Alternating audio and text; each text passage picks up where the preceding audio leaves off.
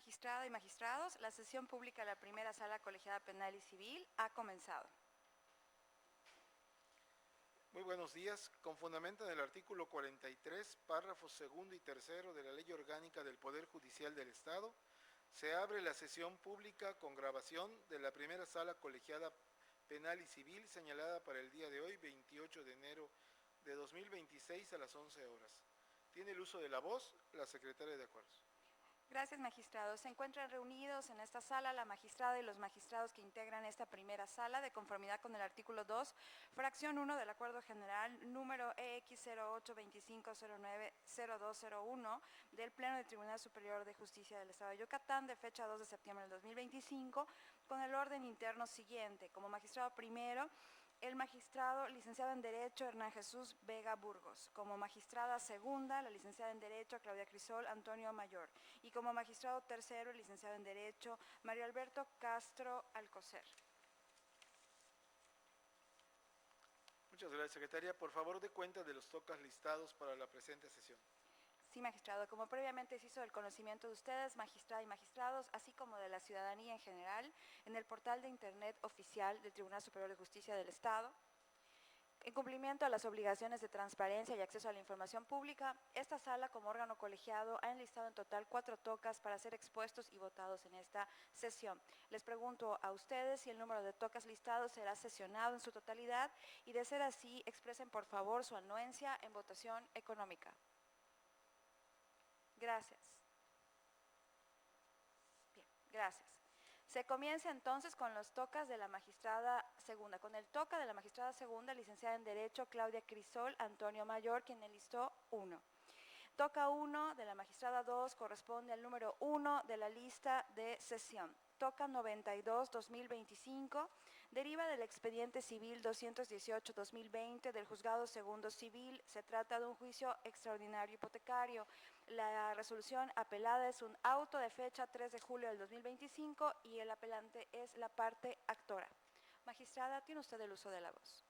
Muchas gracias, secretaria. El problema jurídico a resolver del proyecto que someto a consideración de los magistrados de esta sala es el siguiente: determinar si la juzgadora de primera instancia aplicó adecuadamente el artículo 463 del Código de Procedimientos Civiles del Estado de Yucatán al calificar de ilegal la postura del recurrente en su calidad de acreedor directo en el juicio de origen, ya que dicho apelante no exhibió de contado las 2/3 partes del avalúo. Los planteamientos del mencionado apelante y parte actora en el juicio de origen controvierte en síntesis lo siguiente. Primero, que su postura sí era legal, pues ofreció por el inmueble subastado la cantidad de 332,000, que es más de las 2/3 partes del valor señalado como base, y que dicha cantidad la pagaría de contado, precisando que el citado artículo 463 del referido código no hace referencia de la obligatoriedad de los acreedores de exhibir de contado las 2/3 partes del avalúo. Segundo, que se contravino la prerrogativa contenida a su favor en el ordinal 462 del aludido código adjetivo, referente a que, al ser acreedor ostentado como postor, no estaba obligado a exhibir el 25% del importe total para ser admitido a la segunda almoneda. Y por último, que se omitió lo establecido en el numeral 476 del citado ordenamiento legal, referente a la deducción del 20% del avalúo del bien inmueble subastado, por lo que el recurrente no estaba obligado a cubrir de contado las 2/3 partes del avalúo, sino a cubrir con su postura las 2/3 partes del avalúo con deducción del 20%, sin la obligación de exhibirlo el día del remate por ser acreedor directo. La calificación que esta sala le otorga a dichos agravios es la siguiente: se consideran esencialmente fundados, ya que el apelante, al contar con el carácter de acreedor directo y ejecutante, se encontraba dispensado de la obligación de exhibir de contado las 2/3 partes del avalúo por ser considerado postor legal en términos de los artículos 462 y 463 del Código de Procedimientos Civiles del Estado de Yucatán, pues realizando la interpretación que más favorece a las personas y atendiendo a la igualdad entre los postores que tengan también carácter de acreedores, conlleva aplicar y reconocerles la prerrogativa a la que alude el citado numeral 462 del citado Código Adjetivo, independientemente de la almoneda de que se trate, lo que los exime de exhibir el importe total de su postura, y pues no existe razón para despojarlos de esos privilegios otorgados por la ley adjetiva en comento. Hacerlo implicaría desconocerles el derecho adquirido en la sentencia ejecutoriada, exigiéndoles cumplir con una obligación que se estableció para los demás postores que no tengan tal carácter ni provecho en la ejecución de la sentencia, sino que tienen intereses ajenos y particulares. Así pues, con base en los principios de prevalencia, de interpretación y pro persona, que conlleva a reconocer y aplicar los derechos de la parte acreedora ostentada como postor, previstos en el capítulo 2 denominado de los remates, del título 9 del libro 1 del aludido ordenamiento legal adjetivo, en vigor, lo que de ninguna manera permite homologar al acreedor como un mero postor, pues ello obedece a que tiene un crédito en contra del deudor que pretende hacer efectivo con el bien objeto del remate. De ahí que permitan al acreedor directo, ostentado como postor, únicamente cubrir con su postura las 2/3 partes del avalúo con deducción del 20%, sin la obligación de exhibirlo de contado. Por lo que el sentido del proyecto que se propone es revocar el auto impugnado para que sea tomado en consideración el carácter de acreedor ostentado como postor del apelante y no le resulte exigible la obligación de exhibir de contado las 2/3 partes del avalúo. Hecho lo anterior, sin admitir nuevos postores, se continúe la audiencia de remate en subasta pública y segunda almoneda del inmueble objeto de licitación a partir de la calificación de la postura legal del inconforme y hasta su total conclusión de ser procedente. Por favor, secretaria, proceda a la votación. Sí, magistrada. Magistrado primero, licenciado en Derecho, Hernán Jesús Vega Burgos. A favor. Gracias. Magistrada segunda, licenciada en Derecho, Claudia Crisol Antonio Mayor. A favor. Gracias. Y magistrado tercero, licenciado en Derecho, Mario Alberto Castro Alcocer. A favor. Gracias. El proyecto ha sido aprobado por unanimidad de votos. Se concluye de esta forma con el toca que fue enlistado por la magistrada segunda y se continúa con los del magistrado tercero, licenciado en Derecho, Mario Alberto Castro Alcocer, quien enlistó 3. El primero de ellos corresponde al número 2 de la lista de la sesión. Toca 79-2025, deriva del expediente civil 335-2019 del Juzgado Primero Civil. Se trata de un juicio extraordinario hipotecario. La sentencia apelada es de fecha 26 de mayo del 2025 y el apelante es la parte actora. Magistrado, tiene usted el uso de la voz. Muchas gracias. En el proyecto que someto a su consideración, magistrados, el problema jurídico a resolver es determinar si como consecuencia del presente recurso de apelación se confirma, revoca o modifica la sentencia definitiva de fecha 26 de mayo de 2025. El inconforme, en su primer agravio, aduce 4 argumentos. El primero lo hace consistir, en síntesis, en una falta de identidad entre operaciones comparadas. En el segundo, aduce una inexistencia de alegación de la usura.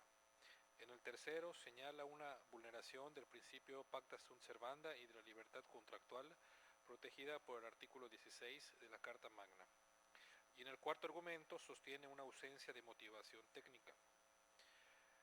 Su segundo agravio lo hace consistir en que la sentencia recurrida incurre en un error al negar la traslación del impuesto al valor agregado sobre los intereses pactados, toda vez que la exención contenida en el artículo 15, fracción décima, inciso B de la Ley del Impuesto al Valor Agregado únicamente se refiere a los intereses que reciban las instituciones de crédito y que esas son exclusivamente los bancos y las sociedades nacionales de crédito, categorías en las que no se encuentra una sociedad financiera de objeto múltiple, entidad no regulada, por lo que dicha exención no les resulta aplicable. Como tercer agravio, aduce que la sentencia apelada constituye un desacierto al desconocer la cláusula penal al 20% del saldo, más el impuesto al valor agregado, pactada como honorarios de cobranza prejudicial en la cláusula décima del contrato de mutuo, ya que las partes pueden fijar una pena convencional para garantizar el cumplimiento de sus obligaciones, la cual opera con independencia de las costas procesales. En su cuarto agravio señala que en el considerando octavo de la sentencia se absuelve indebidamente a los demandados del pago de gastos y costas porque aplica de forma literal la teoría del vencimiento puro únicamente al rubro de intereses, sin advertir que, pese a la ligera reducción cuantitativa de la tasa, la parte demandada fue condenada al pago íntegro del capital, los intereses ordinarios y moratorios y, en consecuencia, resultó sustancialmente vencida en el proceso. Por lo que respecta al primer agravio, el primer argumento del agravio primero y el agravio segundo, considero que son inoperantes ya que introducen argumentos novedosos a la litis y se abstiene de combatir los argumentos jurídicos que sirvieron de sustento a la jueza para fundar y motivar su resolución.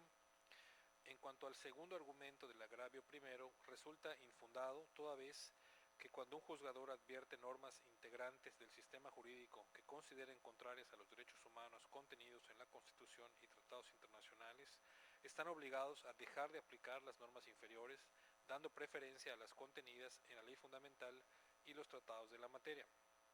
Por lo que toca al tercer argumento del primer agravio, también considero que es infundado, ya que para el caso de que el interés pactado en el pagaré genere convicción en el juzgador de que es notoriamente excesivo y usurario acorde a las particularidades del caso y las constancias de actuaciones, aquel debe de proceder de oficio a inhibir esa condición usuraria apartándose del contenido del interés pactado para fijar una condena respectiva de forma razonada y motivada.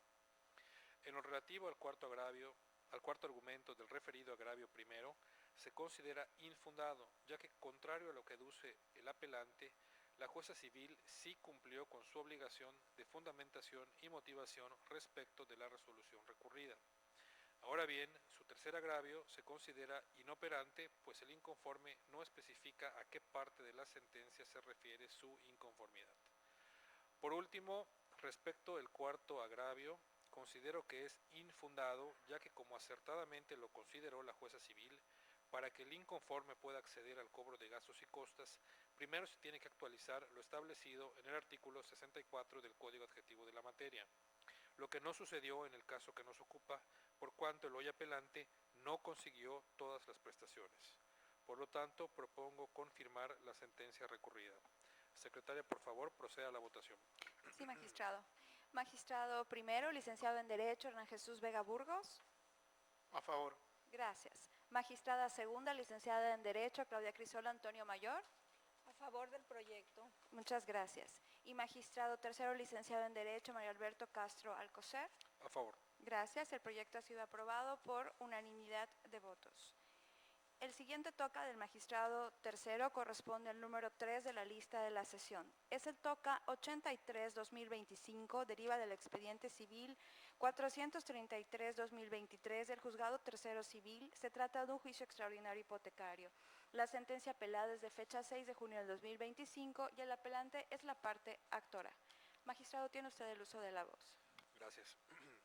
En el proyecto que someto a su consideración, magistrados, el problema jurídico a resolver es determinar si como consecuencia del presente recurso de apelación se confirma, revoca o modifica la sentencia definitiva apelada. El inconforme en su primer agravio aduce que la juez aplicó de manera inexacta el artículo 584 del Código Adjetivo, ya que cumplió con los requisitos para la procedencia de su acción, al exhibir la constancia emitida por el director del archivo notarial en el cual se menciona que el título que justifica la hipoteca se encuentra debidamente registrado, pero por causas de deterioro del tiempo, las hojas se encuentran borrosas. En su segundo agravio señala que existe una contradicción al interpretarse el artículo 586 del referido código, ya que éste especifica que al presentar la demanda deberá estar acompañada del documento público respectivo y si la juez lo considera arreglado conforme a derecho, dictará auto de inicio y declarará sujeto a juicio el predio hipotecario, siendo el caso que la juez dictó el auto de inicio, por lo que existe una clara contradicción al declararlo como improcedente en la sentencia definitiva. Por último, en su tercer agravio, informa que la juez se abstuvo de valorar el certificado de inscripción vigente emitido por el Registro Público de la Propiedad que se exhibió en el ocurso de la demanda. Dichos agravios considero que son inoperantes toda vez que no combaten la totalidad de los argumentos jurídicos que sirvieron de sustento a la jueza para fundar y motivar su determinación. Por lo tanto, propongo confirmar la sentencia definitiva impugnada. Secretaria, por favor, proceda a la votación. Sí, magistrado. Magistrado primero, licenciado en Derecho, Hernán Jesús Vega Burgos.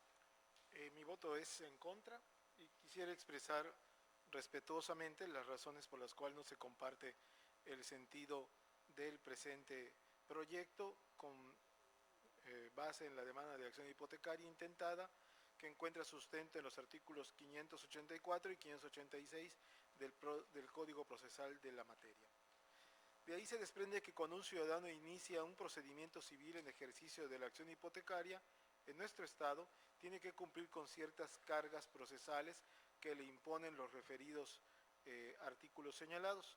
Entre estos, presentar el documento base de la acción hipotecaria, correspondiente que el mismo se encuentre debidamente registrado y de plazo cumplido o de vencimiento anticipado.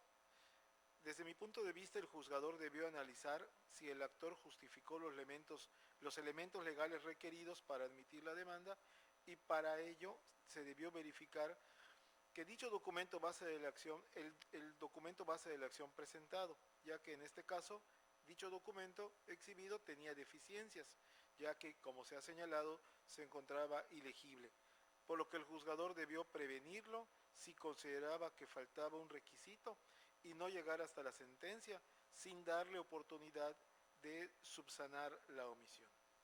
Es importante precisar a mayor abundamiento que conforme al artículo 550 que dispone si la demanda fuera oscura o irregular, el juez debe premiar al actor que aclare, corrija o complete de acuerdo con los artículos anteriores, señalando en concreto sus defectos, y cumplir esta prevención se dará curso a la demanda. Por lo anterior, insisto, desde mi punto de vista, estos actos, los que se apoya la sentencia, eran materia de prevención, la cual no se hizo y desde mi punto de vista se dejó en estado de indefensión y motivó que se siguiera toda la secuela procesal y obtener una sentencia. En esa tesitura concluyo, lo que se ameritaba era la reposición del procedimiento para subsanar la violación procesal. Gracias, magistrado. Magistrada segunda, licenciada en Derecho, Claudia Crisol Antonio Mayor. Mi voto también es en contra y de la misma forma con los argumentos que ha esgrimido en este momento el magistrado 1. Gracias, magistrada. Magistrado tercero, licenciado en Derecho, Mario Alberto Castro Alcocer. Mi voto sería a favor del proyecto presentado por el de la voz. Gracias. En atención a la votación, el proyecto no ha sido aprobado por mayoría de votos, por ende quedaría como voto particular, magistrado presidente. Secretaria, verifique por favor a qué magistrado o magistrada de los disidentes le corresponde realizar el engrose con voto mayoritario. Sí, magistrado, por razón de turno le corresponderá a usted. Se pone entonces a disposición de la ponencia a su cargo para tal efecto. Muchas gracias. Continuamos entonces con los toques listados para el día de hoy y con el magistrado tercero como ponente.